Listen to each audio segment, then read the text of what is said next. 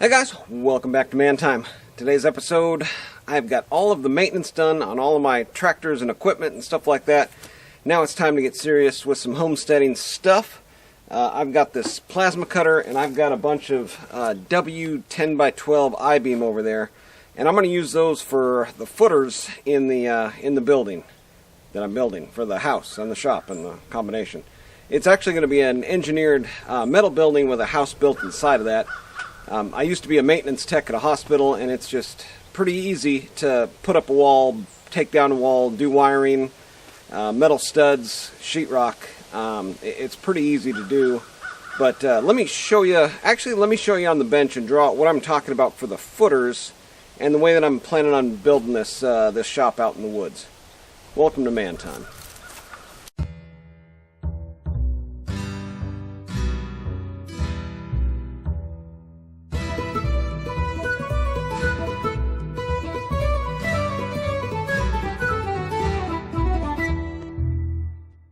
So let's just say this is the ground level here, and the metal building is going to have kind of like a engineered truss design that then comes over and makes up the roof, and so it's going to be skinnier here and then a little bit thicker there, and something like that basically.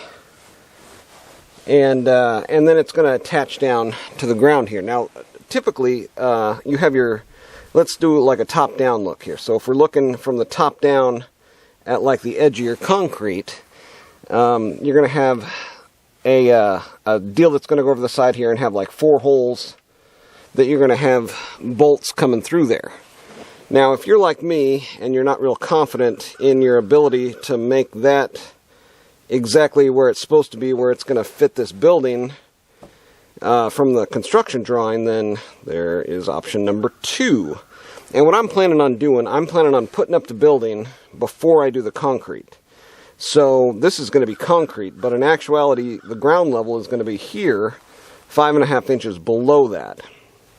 And my plan is, with this W10x12, to create a structure underneath the ground that's going to come down 4 foot, and then weld on a metal plate up here, and then weld the metal building onto that metal plate that's then got 4 feet of support. But I'm going to do this before I get the concrete, right? So essentially I'm going to be 3.5 feet-ish below ground, have a section of air here. The concrete pour for this is going to be, around it like that.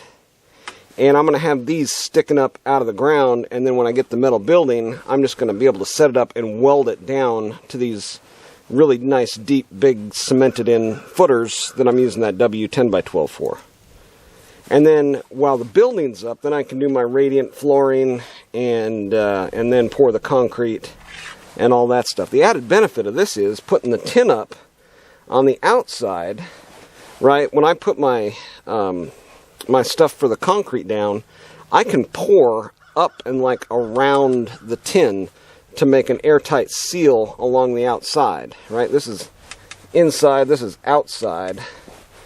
And so this is my whole plan, having really nice deep footers, then just J-bolts or something going down into the concrete here that are only going down maybe a foot.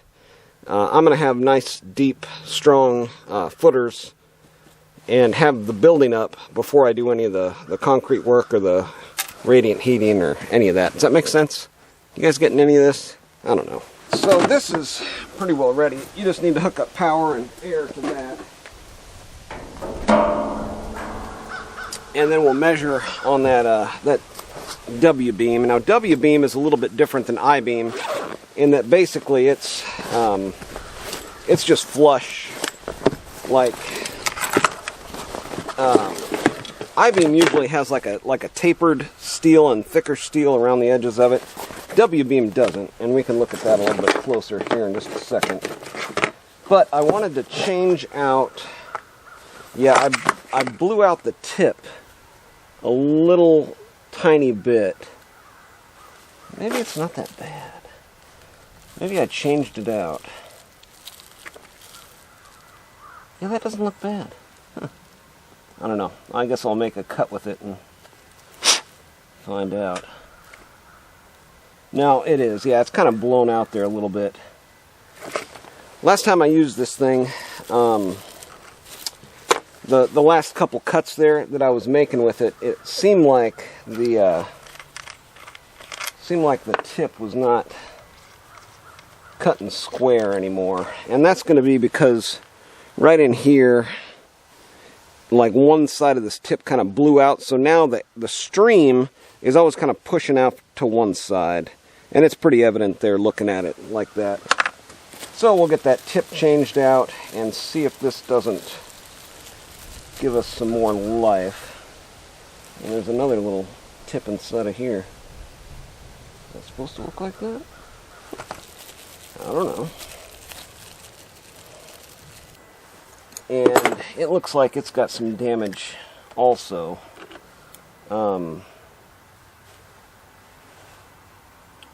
Really strange. Like one's just flat, right? I mean, they're hollow. And then this one has like a little hole kind of burned into it. I don't know if that makes a difference or not. We'll try just some new hardware here since we're going to be making so many cuts. So these are 20-foot long pieces of W-beam, and W is kind of like I-beam, but different in the fact that it doesn't have the bevels in the steel or the taper in the steel around the webbing. W-beam is like you take a piece of 1/4 inch and then weld it to a piece of 1/4 inch and weld it to a piece of 1/4 inch. It's just kind of all the same dimension, versus the I-beam that has different dimensions around the webbing on it. So, okay, let's get set up to see if this thing still works. All right, I think we're about there. And for those of you that don't know, it is officially winter in Texas, so I mean, if you've never been here in the wintertime, it basically means people are dressed like the rapture has come and the devil has blotted out the sun, and it's going to be negative 30 for the next 60 days or so, but in actuality it's like 50 degrees. Anything under 50 in it is just winter jacket weather, like we can't wear enough. Anyways, let's see if this is still cutting correctly. I got it turned on, I got it down just below max. The last time I was using it, I was cutting a little bit thicker steel. Again, that channel has that thicker webbing, and it was cutting through almost 1/2 inch. This is the Lotus cheap Amazon LTP 5000D model. So I've got the air turned down to about 50 psi, and then just below our maximum at 43 amps, it looks like. But essentially what you want to do here is start at an edge and then work your way down and around and through. Hopefully I won't have any fires being that I'm on metal here, but I guess we'll find out. Alright, well, let's go.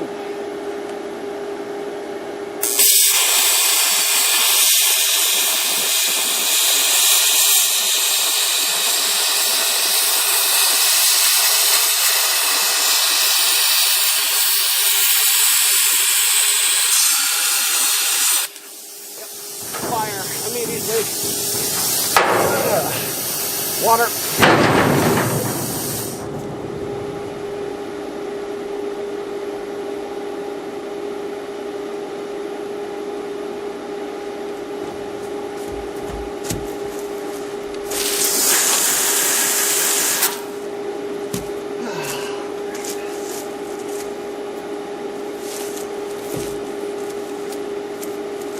It's like I could have predicted that or something, huh?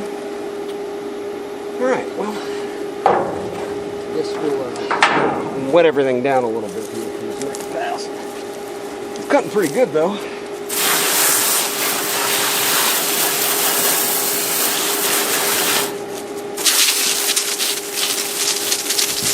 And that's cutting pretty good. If I can just avoid the fire, I think I'll be doing okay. Alright. Here we go again.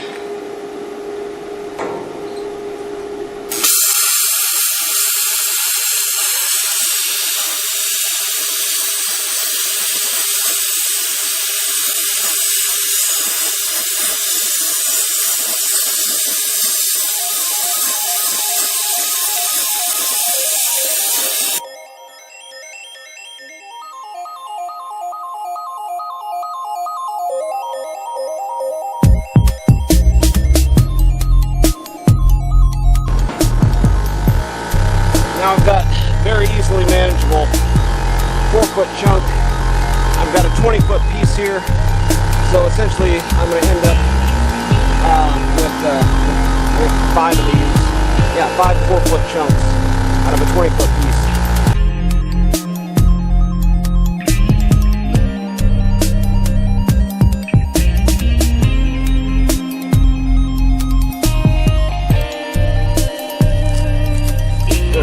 Got done cutting. Well, let's see here. I made 10 of those 4-foot pieces there out of that W1012.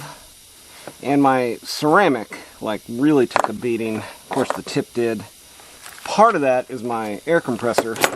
It shut off and didn't restart, and I didn't know about it till after the fact. So let's see how the backup stuff is here. Oh, this one's got a brass set of innards to it.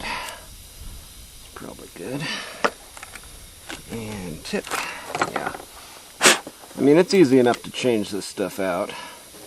So I guess no harm, no foul there.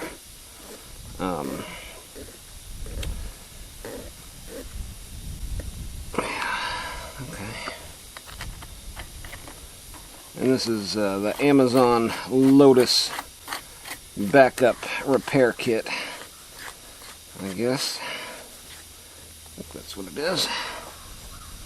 There we go. Alright, ready for the next go-round. No more fires.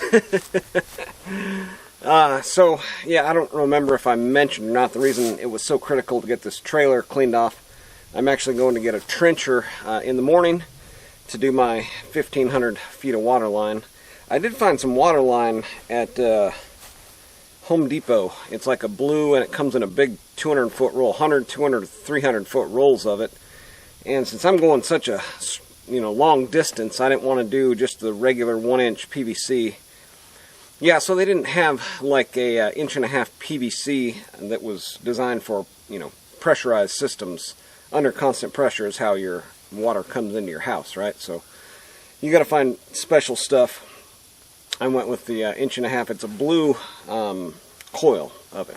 Anyways, I've got a piece of 3/8. The plan is with these pieces of W-beam here, weld on a like 14-inch or so piece of square 3/8, and then stick it in the ground, cement them in.